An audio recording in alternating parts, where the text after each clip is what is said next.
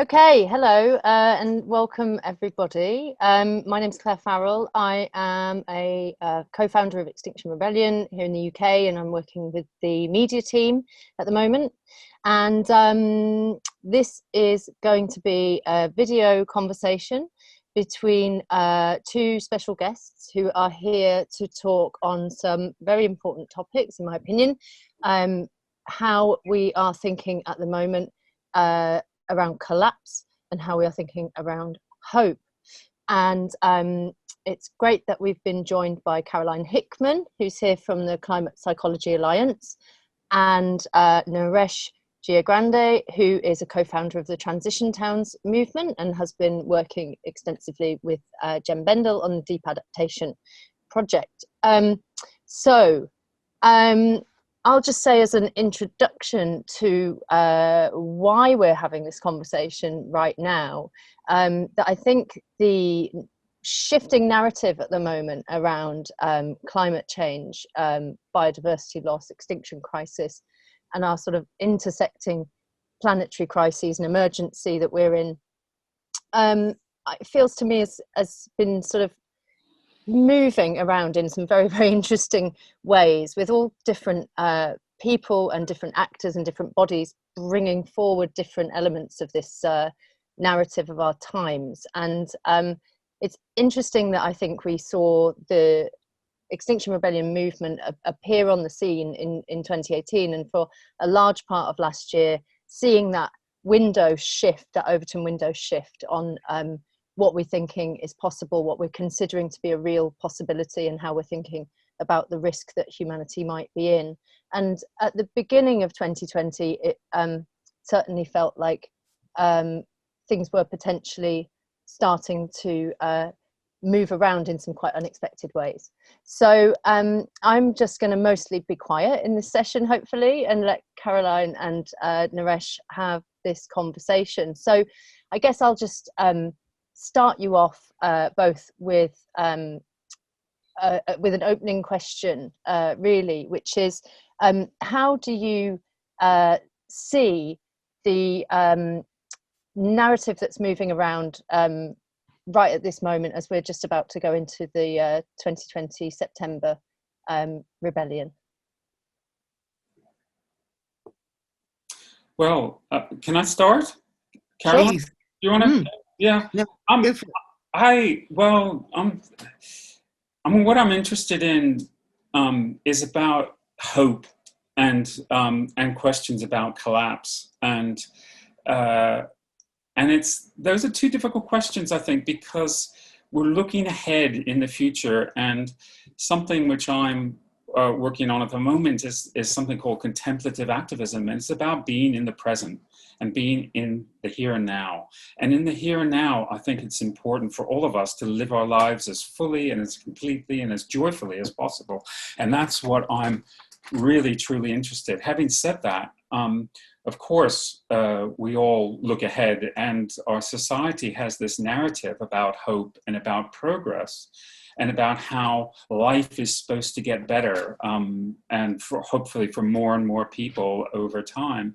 And I think we've lost that narrative. I think that narrative left us some time ago, way before Extinction Rebellion. And I think what we're seeing now is we're seeing a societal collapse. And that's the first thing I want to put that marker on the table, is that we are in the collapse. This is not, we are living in the collapse. This is, in Extinction Rebellion's terms, show me what collapse looks like. This is what collapse looks like.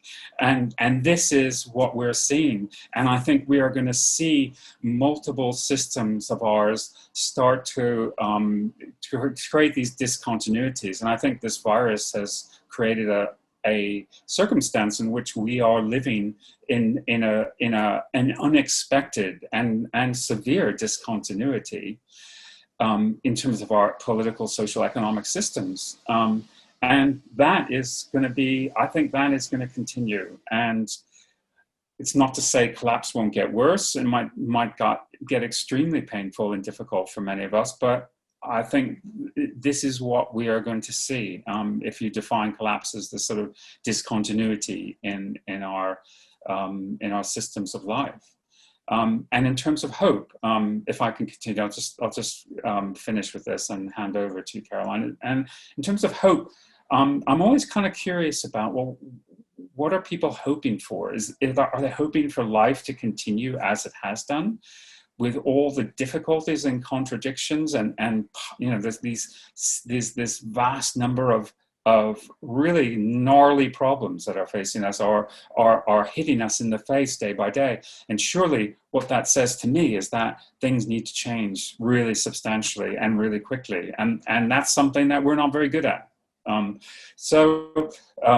Hope, are we hoping for things to remain the same? Well, I think you're going to be really disappointed if that's what you're hoping for. But to hope that we can meet this crisis and do it in a way that is full of life and love and rage and all those things, is that's certainly the possibilities. And we have the chance to fully engage and come out the other side of our current set of crises as a species. We have that capacity. Whether we will take it or not is I think still a really open question that I sit with every day. Thank you, Naresh. Hard to know where to start. So much to pick up on what you've just said. So I'm going to try and pick up on a couple of things, and hopefully come back to some of the others as we go on. I think you've summarized it beautifully. So a number of things come to mind as I listen to you. One is the narrative of getting beyond COVID that's around at the moment, which is very popular when we get a vaccination, when we get beyond COVID, when we can get back to normal. So there is this seeded idea of normality being somewhere in the future where we can live life as we did before. That worries me, partly because I think it suggests we're not learning the lessons of COVID about why it's here in the first place. And it also worries me because of the way it has dominated the narrative shift away from an acceptance and an adjustment that's needed to the new reality that we're engaging with. And that, I think, in turn has a huge impact on the way emotionally and psychologically we engage with the climate and biodiversity crisis. Because the climate and biodiversity crisis is not something we're ever going to get beyond. So we have to think about these things rather differently. And I think it's fascinating and worrying and frightening time to be having this conversation, because in the last few weeks, we've had the hottest day ever on record. We've got ice shelf collapse. So when we talk about collapse, yes, I agree with you, Naresh, there is social collapse, but there's also environmental collapse. And the social collapse, certainly for some people, is not debatable, but other people may be able to debate that. But we can't debate the collapse of the environment that we've been depending on and trusting would be there in the long term for a long time. We also had news this week about the potential collapse of the harvests. So we've got collapse both socially and personally to consider. And certainly a lot of the people I've been talking with as a psychotherapist are feeling themselves to be in a state of emotional and psychological and intellectual collapse because old certainties are being ripped up. So they're feeling more and more and more anxious.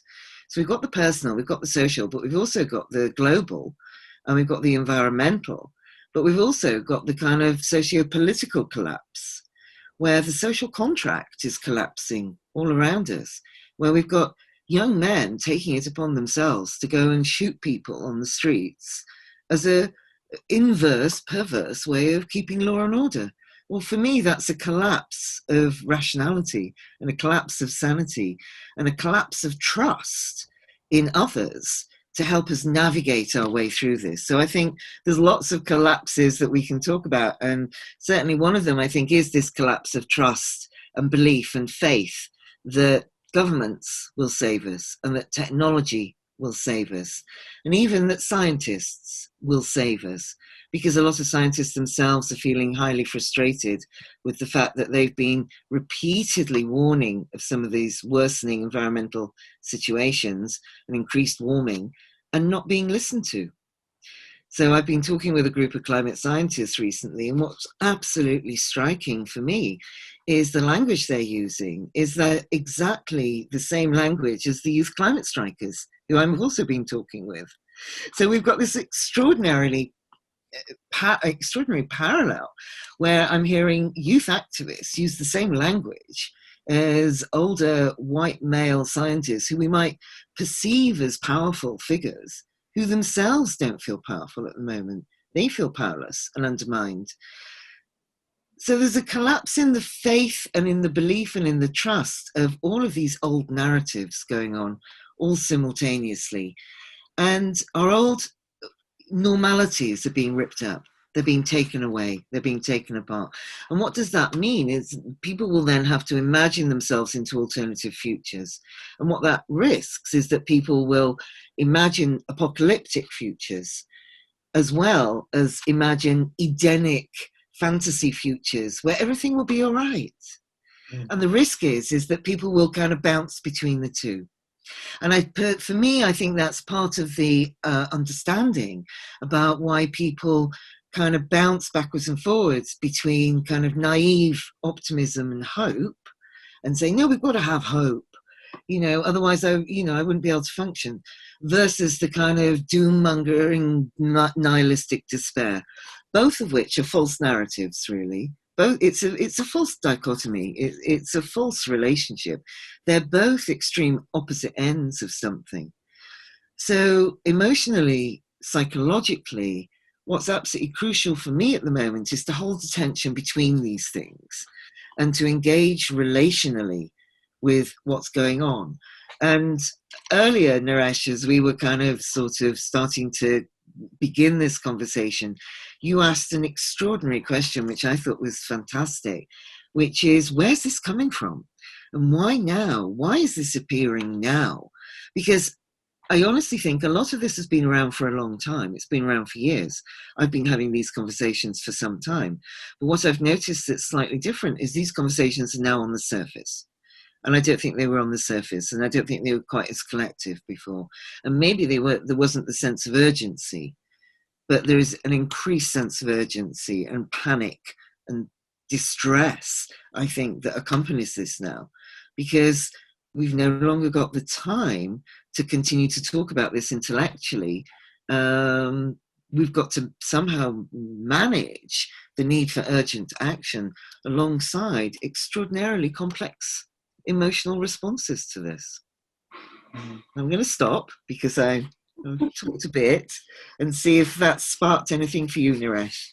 Well, yeah, Caroline, gosh, so much in what you've said. Gosh, where to start? It's certainly in the transition town movement, we noticed quite early on. I mean, we were people who were engaging with the idea that we were facing some kind of discontinuity in our social, economic, political systems. From some time ago, we started in about 2005, so the last 15 years, I've been operating in this space. And something we noticed early on, because part of the transition town movement was people who were versed in psychology and the whole process of change, noticing that this false narrative that you talked about, either between naive optimism and utter despair at collapse, was something that very early on was clear that that was the kind of, those were the parameters of the social conversation, and it was very hard to get beyond that for many people. And we talked about society being an addict, and that how we're addicted to this high consumption lifestyle. And the two positions of the addict are this kind of, oh, it'll go on forever. I can have this whenever, as long as I want it, and even more and give me more every year. And then the other side to say, well, it's not going to happen anymore. Then if I can't have my addiction, then the only thing left to me is suicide, is complete despair and collapse. My whole world is gone. It's gone. And but what's interesting to notice is that there are positions beyond that like I totally agree with you. It takes a degree of emotional maturity and ability to engage with this on an emotional level. That is, I think, is one of the most important skills to have in these times, is to be able to then realize, is to be able to let go of the, these old certainties, like you said, which is another, I think that's a really brilliant phrase, the old certainties, and embrace the world that is already here and is gaining momentum. And once you do that, then there's a sense of loss of letting go of that old narrative, but then there's also a new sense of purpose, a new sense of possibility. And I think that's something that XR has been very good at formulating that narrative and saying, look, this is not about, oh, it's despair, there's nothing we can do, we're just going to, hide ourselves under the duvet and never come out again until it's over. This is a time to become truly engaged and truly alive. And if you do that, there's all sorts of possibilities, and indeed we're seeing that, and in so many areas of life. I've been working on a project at the moment as part of one of my side projects of looking at how we can build houses and regenerative communities. And it's if I wasn't working on that, I wouldn't see the amount of innovation that is going on, that is taking everything from cryptocurrencies to new ways of building, modern manufacturing methods, to information technology, to new use of materials, to creating insulation from fungi. I mean, the most extraordinary things that aren't, you think, oh, this is science fiction. No, it isn't. It's real. It's happening now. These people are innovating at an extraordinary pace, and that's something that gives me hope. That this incredible ability we have as a species to create new possibilities and to create new futures. And again, that I get back to that place that if it's about holding on to what we have, which I'm afraid a lot of people are stuck in, and not allowing ourselves to move beyond that and see the extraordinary possibilities that we have, and the extraordinary possibilities that are being embraced by many, many people, then that's not a recipe for hope in my world. But there is a lot of possibility, and if I can just say one more thing, Caroline, I'll hand it over. It's that question of power. I think this sense of powerfulness, and where do I have agency? Where do I have power in my world? And can I, if power derives from this sense of control, and I'm in control, therefore I feel powerful. Again, I think that's one of those old narratives. That's the old command and control. We talked about, it's kind of ironic that capitalists accused the communist world of this kind of command and control economy. Well, there was a lot of that in the sort of the whole factory structure and the manufacturing, the old manufacturing ways. And now that narrative is being broken down, and we are facing a world where we're not in control. And not only that, that's one of the, I think, psychological shifts that we are making, and that's important to make, is the sense of how to feel powerful but not in control, and how to feel that you have agency and you can act in a world that is where change is accelerating, where the old narrative that we are in control is again, it's one of those false narratives that we never were in control. It was just an illusion that we managed to create for ourselves for a time anyway, and so to act from a place of not being in control, to act from a place of being in the present moment and accepting what is for me one of those really big shifts that we are making, or some of us are making, but hopefully more of us can make at a societal level. Mm. Well, Naresh, thank you again. You've given me about 6 things to say here, so I'm going to do my best to try and remember.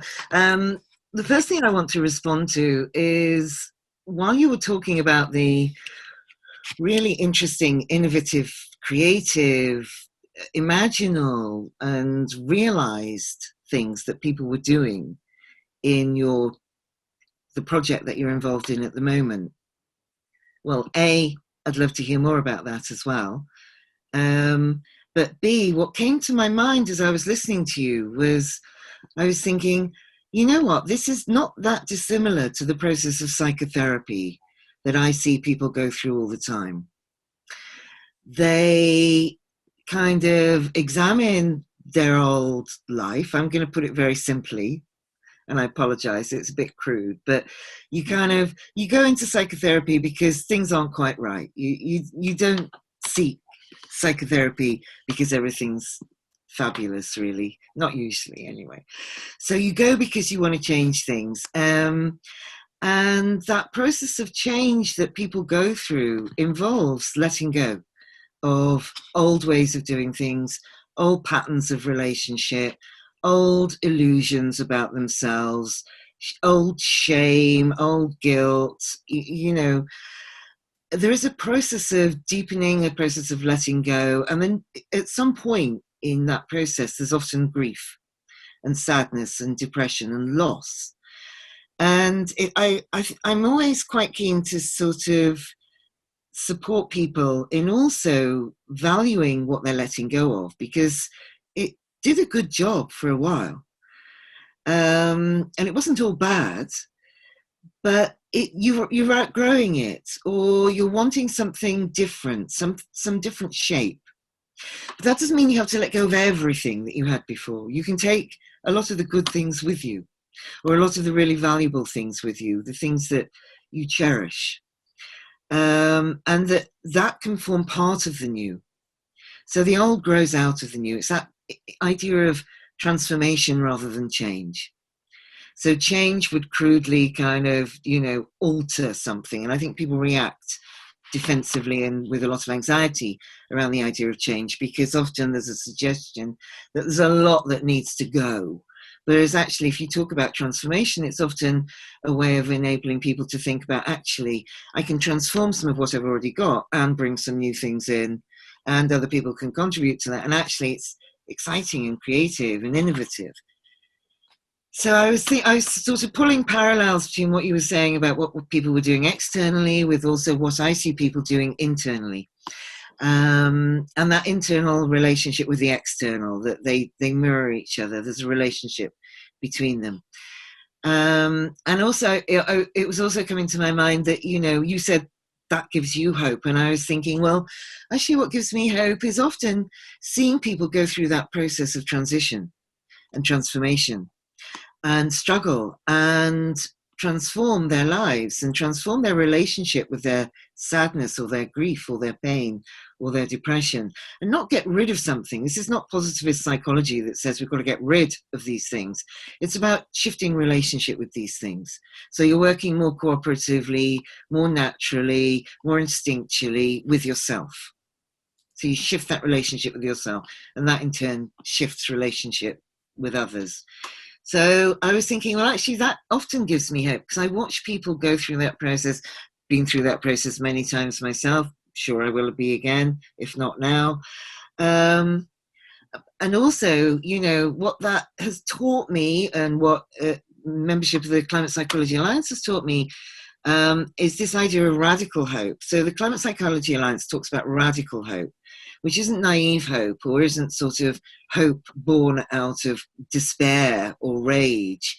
It's that capacity to stand in the fire, that capacity to have that still point in this disrupted, discomforting, uncomfortable, despairing, amazing, creative world.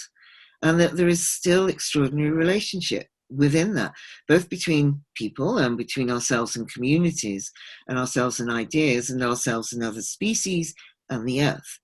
So I was thinking that gives me hope. One of the things I wanted to pick up on as well, that you said, people often felt sad. They went through a period of grief and sadness. And I think that is crucial in terms of that transformational change. Chris Robertson in the Climate Psychology Alliance says, we don't need to grow up, we need to grow down at the moment. And, you know, what he's talking about here, this is depth psychology. So, you know, what we're talking about here is about the capacity to grow down into those deeper, yes, sometimes more uncomfortable feelings, but not turn our back on them, because actually there is power in those. So I would connect that to what you were talking about in terms of power. So, you know, sometimes people don't want to let go of that hope because they fear that they'll have nothing left. What I often say to people is, actually, there's extraordinary capacity for empowerment and power in grief and in pain and in rage. And actually, that gives you a sort of really rich compost to the work that you'll do. And it's more sustainable, emotional, and internal and external activism in the future. Otherwise, what you're going to do is you're going to go out there and try and change everything and be full of energy, and then fail, and then give up, and then think that you've made a mistake or somebody else has made a mistake. And then maybe you'll get back up, and then maybe you'll have another go, and then you'll hit a wall, and then you'll collapse and get angry again, right? This is the hero's journey that I'm talking about. This is Luke Skywalker. This is Shrek. This is this heroic journey where we want to try and go and win this battle. And all the narrative about COVID is about, we're going to win this war. Well, we're in such deep trouble if we try and win the war against the climate and biodiversity crisis, because it's not a war. Or it's certainly not one that can be won through this entirely heroic narrative. We need this idea of this more feminine, that's not necessarily gendered, lunar narrative, which is about cooperation, which is about being with, which is relational. And it's got to go, when you talk about going beyond, one of the phrases we often use in psychotherapy is about going beyond the known and beyond the ego and beyond this egotistical framing of, you know, I can beat this, or I can dominate this, or I can win this. And it's the ego that struggles with this. And the ego gets to a point, and hopefully, you know, we all reach it sooner or later, I hope, where it realizes that whilst it's really useful to us, it's not, it can't do the work on its own. And that's when we shift to a place of soul, and we shift to a place of relationality and wisdom. And one of my favorite ways of kind of trying to sort of make this simplified, but not in a crude way, is to think about the wisdom of our dependency on the natural world. So, for example, seagrass. I'm slightly obsessed with seagrass, because did you know that seagrass absorbs more CO2 from the atmosphere than the rainforest? Now, you know, of course we need to save the rainforest, of course we need to save trees, of course we want to relate to trees, of course. Don't for one second think I'm saying otherwise. I know you wouldn't. But what I'm also fascinated by is this little greeny brown stuff that grows underwater and grows on the seabed that we dredge without thinking it's important. We don't care about it. It's not amazing, you know, but actually it's a natural solution to absorption of CO2 from the atmosphere. So for me, it's about having the wisdom to not just save the trees, fabulous big things, but also having the wisdom for saving the seagrass, which is this small stuff that has been quietly working away as part of biodiversity, and is absolutely crucial in terms of us living this life in harmony with our environment, but listening to the wisdom of the grass, listening to the wisdom of the planet, and to stop treating the planet as a disposable object that we can continue to try and defeat, that we can continue to try and control, that we can continue to try and have power over. So I'm coming back to this argument, this point you made about power, because that's partly It's not the only answer, but that's partly what's got us into this mess in the first place, is that absolute disharmony and loss of wisdom. So for me, I'd be bringing in wisdom, that hope has to, have wisdom. It has to have compassion. It has to have capacity to understand that we can fail, that we are humans, that we are mortal, critters running around who are making terrible mistakes, and to have the wisdom and the humility to say, yeah, we've got some things really badly wrong here. So how can we adjust? What can we do differently?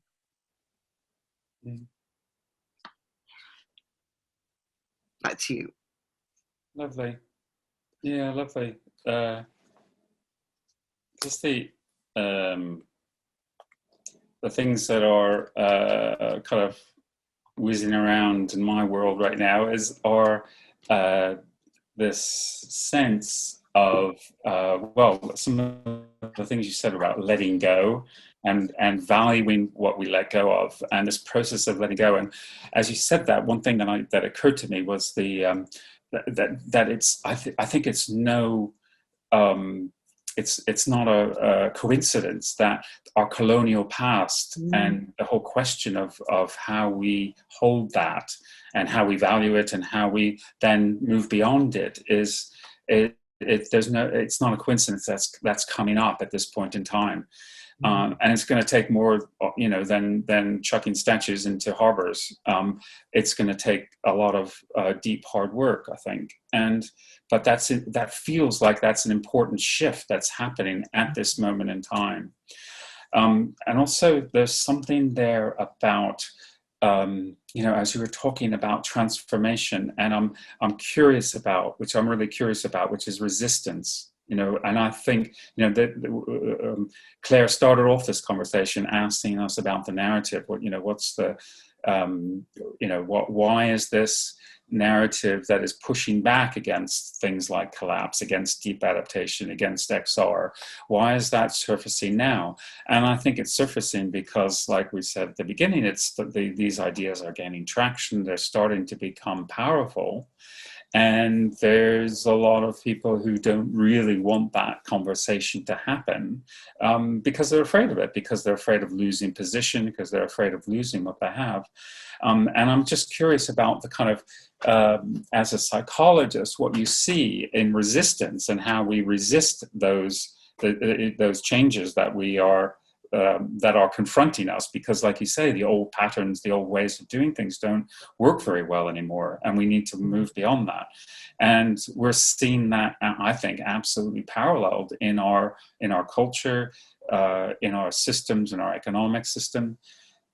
We are seeing that this whole idea of growth on a finite planet, infinite growth on a finite planet, and some of the other ideas that are prevalent in mainstream economics are being questioned, and they need to be questioned, because maybe they served us when human presence on the earth was very small, but they don't serve us now when there's 7.5, 8, going on 8 billion people, all wanting to live the sorts of lifestyles that those of us in the middle class in the West are living. So we are questioning that, and then I'm curious about how to work. I don't have any answers particularly, but how do you work with that resistance other than hold it and let it be there? And don't, there's this, I guess, also the sense of in psychotherapy is that you're not, like you say, you're not wanting to change anything, you're just wanting to be with it. And then, how does something like, say, XR be with that level of social resilience? And holding all these tensions that go with it, that we don't have much time, we really need to make these changes. But nonetheless, that process of resistance is, I think, part and parcel of the social change that we're seeing now. And then that, I think, segues into this sense of, well, yeah, we are walking into the unknown, and that is where we are now, and And of course, there's going to be a lot of people who are really, really going to resist that and really don't want to hear that message. But I think for the sake of our children and our grandchildren, for the sake of ourselves and our society, that is something we need to take on board. We are, the resistance and the sense of going beyond the known ways of working, the known ways of being. I think there's also something very powerful in here about sort of masculine and feminine, again, non-gendered, but the sense of, that sense of soft power that comes with the more feminine ways of working. And this sense of letting go of the kind of control that comes with a more masculine way of working is, I think, all those things feel like they're important pieces in the puzzle that we're attempting to put together and attempting to weave as a species. Yeah. When you said you noticed resistance, was that did you think of resistance in others, or was that a resistance in yourself? Well, I certainly, I would be a complete liar if I didn't say I didn't have resistance in myself. Of course I do. I feel that all the time. There's this sense of, I just shut up and go away and leave me alone and let me get on with this. But also there's a kind of, being caught in that place of realizing, well, actually, this doesn't really work anymore. So what do I do, and how do I hold that and move forward? So yeah, I'm seeing both in myself, but I'm also seeing those wider patterns of resistance. Just for instance, I think the way in which the British police, the Metropolitan Police and the establishment held the April Rebellion as opposed to the October Rebellion couldn't have been more different. And I sensed that there was somewhere a decision was made for the police to be much more proactive and to come down on the October Rebellion and not allow that sense of carnival and that sort of sense of emergence of these new ways of being to be on display on the streets of London the way they were in April. So I see that, and at the same time, the obvious things that obviously the fossil fuel industry is trying to hold on, doing its best to hold on. The extractive industries are doing their best to slow down the pace of change. Even though they know they're on the wrong side of history, that they still are, for the sake of profits and for the sake of the shareholders, that's of course what they're going to do. And it's very hard to see where the no is going to come from. Who's going to tell them no, and who's going to force that change upon them. And at the same time, we see. Even companies like BP they started that move to beyond petroleum about 10 years ago and then quickly backtracked, and now I think they're re-embracing that. So I would love to have been in BP board meetings over the last 10 years to hear those different voices and the different dialogues and the different financial calculations that were going on as to who was winning and who was putting forth what proposals. But nonetheless, this is where we are. We're in a period of enormous change, and of course there's going to be enormous resistance that goes with it. Yeah, and some of that resistance is fear, as you said, of not knowing what's coming. So you're quite right. This is about encountering the unknown. And it's about also not being able to imagine the alternatives. So I think that's one of the difficulties, is that we actually have a lot of technological alternatives. We have a lot of alternatives which we could support and start moving towards a lot more rapidly. But we want to be certain. We want to be guaranteed that things will be okay. And we can't promise people that, can we? Mm. So I think some of the resistance comes from holding on to the old, even though we know the old is no longer serving us well, because we can't really see what that future alternative would look like. And there's no map to get from A to B, right? We don't know how to get across this territory because there's no map, no blueprint. Psychologically, we have never encountered a time like this before in our lives. People sometimes try and draw parallels with things like the Cuban Missiles Crisis or natural disasters, but there is no parallel to be drawn with those, because again, you could imagine those a point in time where we would be beyond those. You can imagine a point at which a war will end, or a crisis will end, or a disaster will end. So you can imagine that future and work towards creating that future. The climate and biodiversity crisis is an existential threat as well as a real practical threat, because it's never going to end. We've reached the point now, haven't we? I think you probably know this full well, as do I, that we can never go back to what we had before. We've already lost millions and millions of animals, billions of animals. Hundreds and thousands of people have already died. Even if we went to zero carbon emissions tomorrow, it's probably too late for a lot of the low-lying Pacific nations, Vanuatu, Bangladesh, the Maldives, parts of Africa, some of the coastal cities.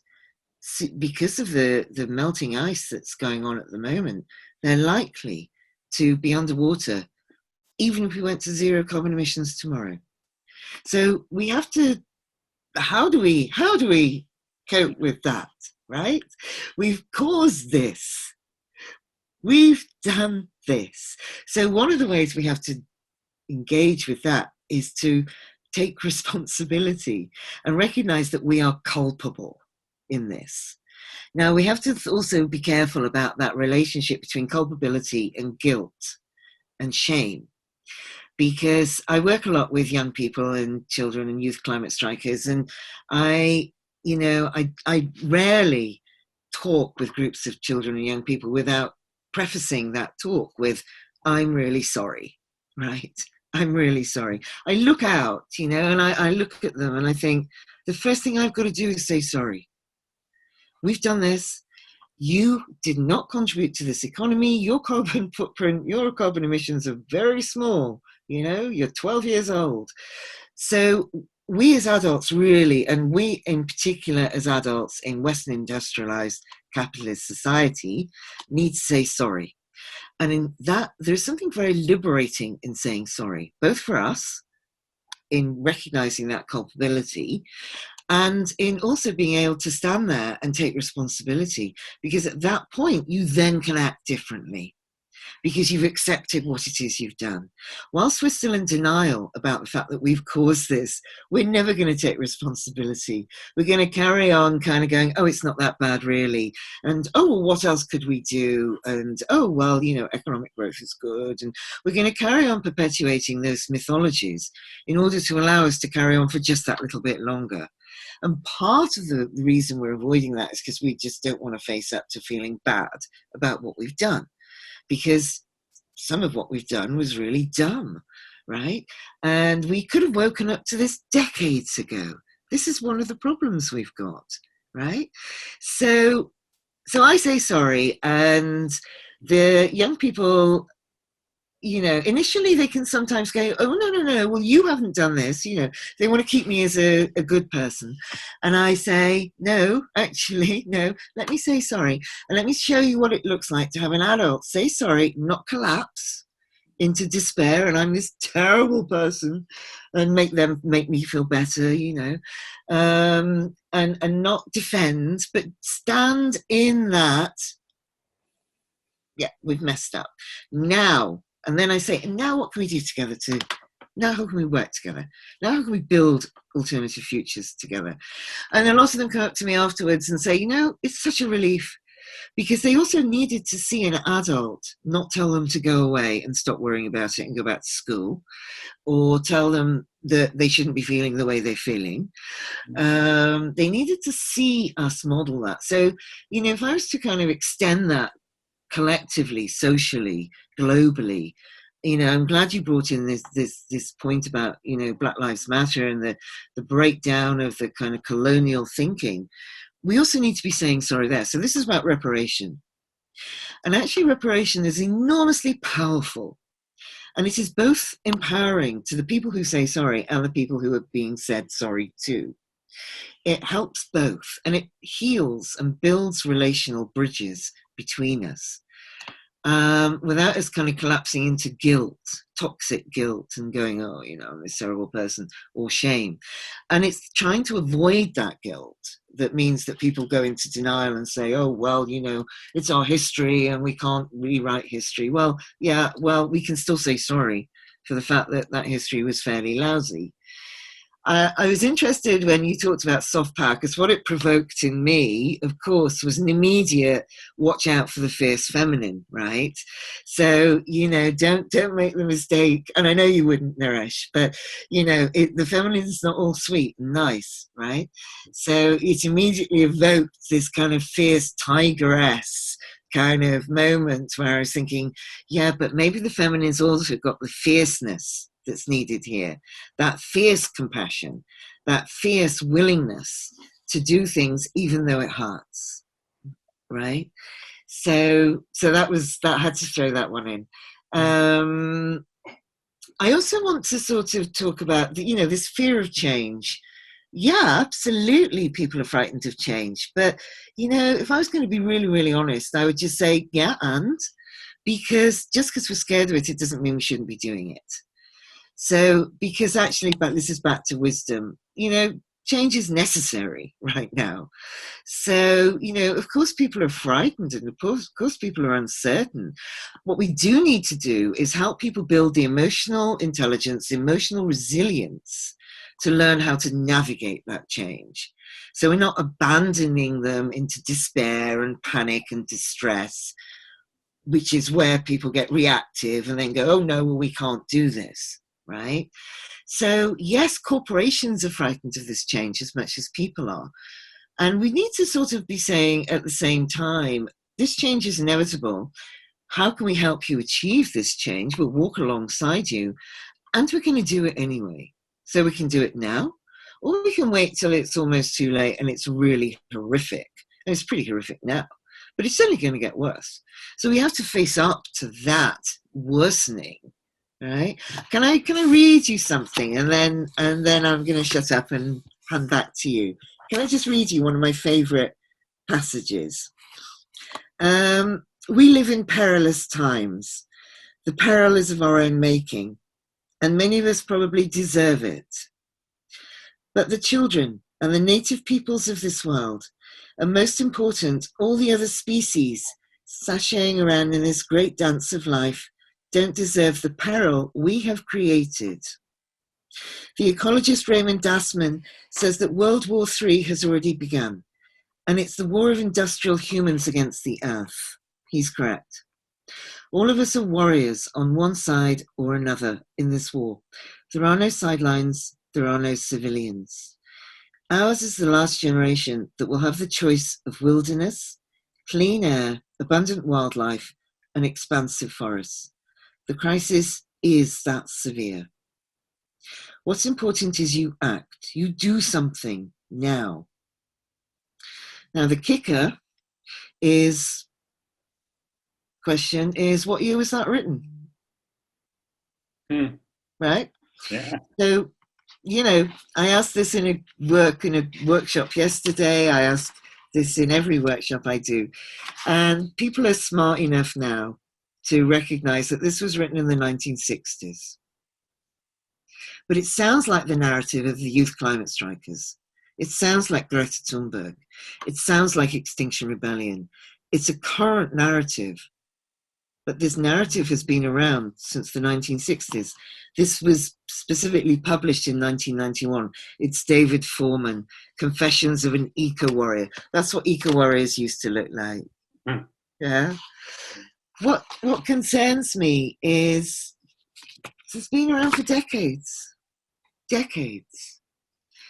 But his language, his narrative, I think is incredibly powerful when he talks about us being the last generation that will have clean air and abundant forests, because we're probably past that point now for the majority. And the horror of that, and the shame of that, and the guilt of that, and the grief of that, and the absurdity of that needs to be faced. Yeah. Just some random thoughts. I don't even know if I have any coherent thoughts left.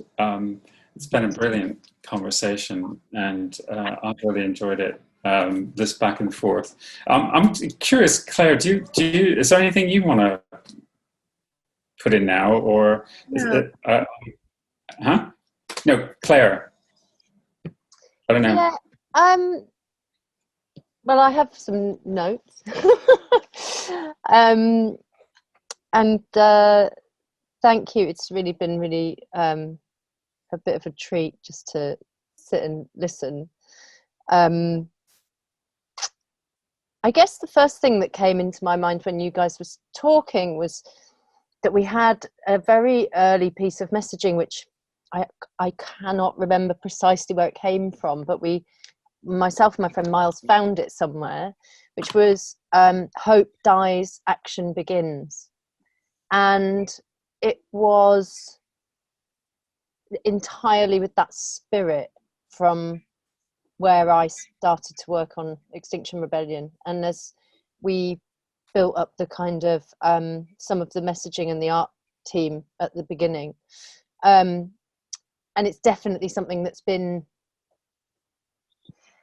it hasn't disappeared, but it's not as strong as it was in the earlier stages. And I think the liberation of the letting go, and as you were talking, also thinking about my own experience of life and knowing that I've been through quite a lot of traumatic stuff, and I've had a lot of psychotherapy actually. And what would I wish upon the movement if I could sort of tell everybody there was something that they should do? I've always thought it would be to just ask people to try and make it a sort of mandatory that they pay some attention to their own emotional well-being in that way, and be dedicated to their own personal sort of development, because I don't think, if I hadn't been so traumatized as a young person, and then found a fantastic therapist who has helped me amazingly for like 10 years I think now,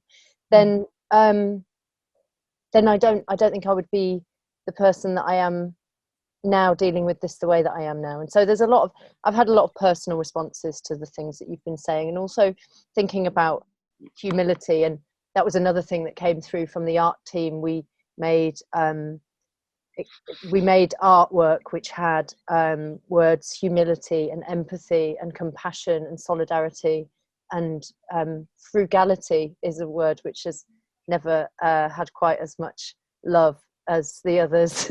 But actually it's a joy, isn't it, to like have less when you're living in this throes of this kind of dramatic excess, which you also know is destroying everything that you love. And then I guess the other thing that strikes me about what you've been talking about, which I'm really interested in, is how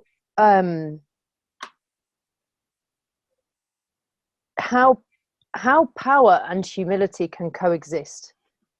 Because at the moment I feel that within our space that we're in, there's often a sense that people are very afraid of power, and I think people are very afraid of stepping into their own power, right? As well as we're sort of looking at the power systems that we want to affect, and people are feeling that if power equates to control, but what if power is actually can equate to other things, and how can it relate to things that seem dichotomous, like power and humility. I guess in terms of that being an opportunity for some kind of new, expansive, imaginative kind of place that we could go to. So yeah, there's some of the things that have been on my mind. I don't know if you want to make any response to those, but I mean, power. I'll pick up on the power thing first. Power is not a problem in itself. Absolutely, you're absolutely right, Claire. We have a responsibility, particularly those of us with the privilege and the capacity to act on these things. We have a responsibility, actually, to wield that power for good, for the greater good, for the majority. And, you know, the children that I speak with in Bangladesh and the Maldives and Nigeria and India and Vanuatu, they don't have much power. They don't have much real power. The children I speak with here in the UK about this, I've been talking to children about how they feel about this for 5 years. And they genuinely don't have power. But they have the power to tell me how they feel, and then I have the capacity to tell you. We have to wield power for good on behalf of others and alongside others, but not in a patronizing way, not in a disempowering way, but in a, this is our duty, it's our responsibility. What else would we be doing right now? Because so many people are genuinely powerless. So those of us who have the power of speaking out, I feel like it's my responsibility to use that well, and not use it over people, but use it to empower others. So, yeah, and that is humility, isn't it? And that's about embodying that, and not thinking that this is what I think, but this is, you know, we've got to do it because I think I'm right. You know, that's where the power gets distorted into a misuse of power.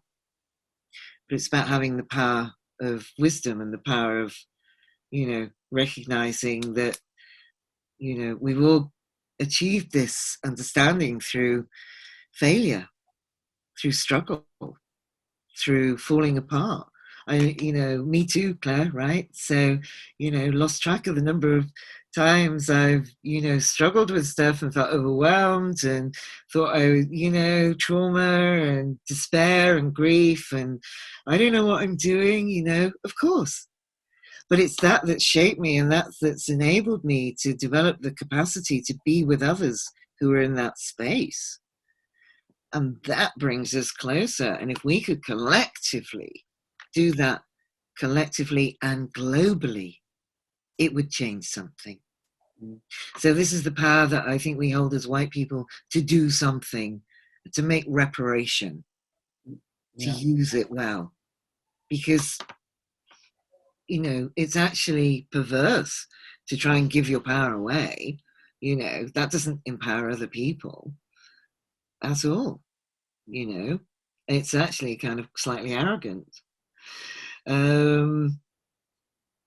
I'm not surprised that this idea of frugality triggers people and makes them really uneasy, absolutely. But what also came to mind is this kind of less is more.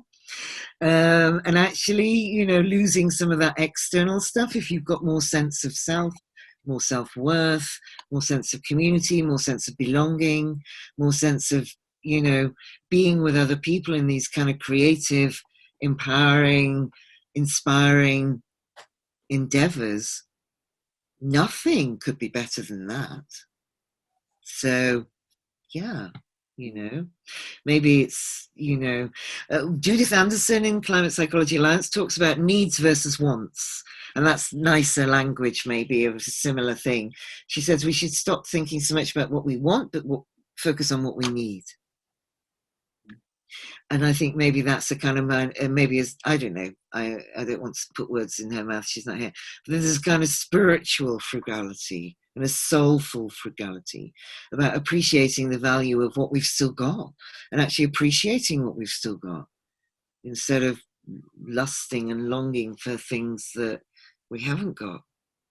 Yeah, I was part of a conversation as part of another group, and some of the voices in that conversation come from very diverse parts of the world, and I just wanted to echo what you were saying, Caroline, about our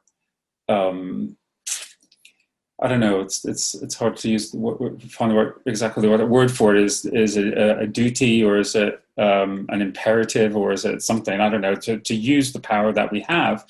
And the conversation went along the lines of, there was some of us who were part of XR who were out on the streets and protesting and doing that sort of work, and then some of the people in the conversation were from Singapore, were from India, and were from Hong Kong, and those are three places. Like the chap from India said, well, if you're kind of protesting against the government here in India, it's quite likely you would disappear for quite some time and might never be heard from again. And, it's just to be, to value, this is, again, to echo that, show me what democracy looks like. Well, this is what democracy looks like: the ability to be out and expressing our desire for change, expressing our power, using the power that we have to stand for what we believe in and what we feel is right.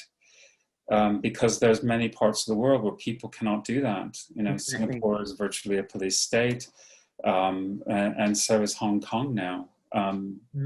So if it's not us, who can do this? Quite.